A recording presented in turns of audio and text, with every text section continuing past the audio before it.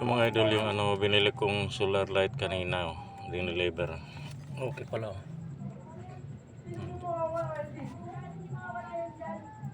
Nakakaligo lang ako, magdudumi na naman.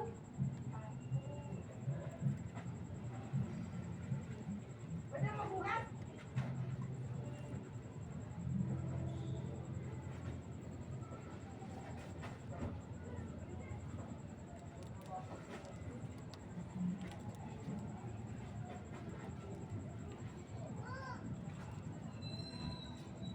Ayan.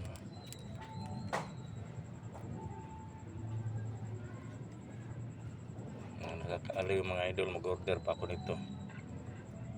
Kahit ganito lang mumurahin, masaya ka na. Hindi ka pa gagastos ng kuryente. Diba? 100 plus lang yan mga idol.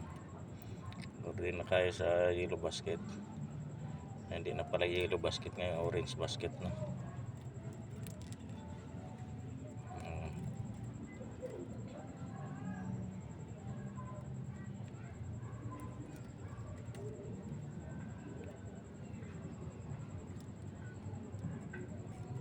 Diba, parang siyang bulaklak mga idol. At ganito lang, tuloy ng Pasko.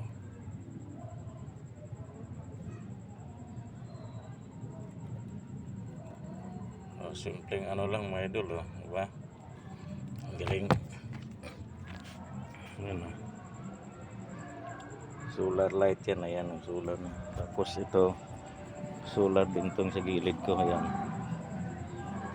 Solar din yan. Meron ako pang lagay mga idol. Pasko.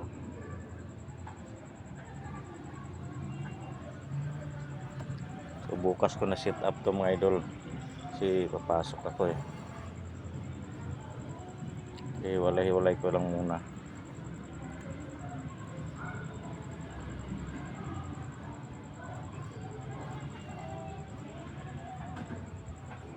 Bukas ko na ayusin to mga idol yan.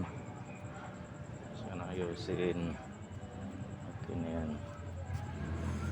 Yan solar yan. Maganda yan. Walang gastos kuryente. Ayan siya.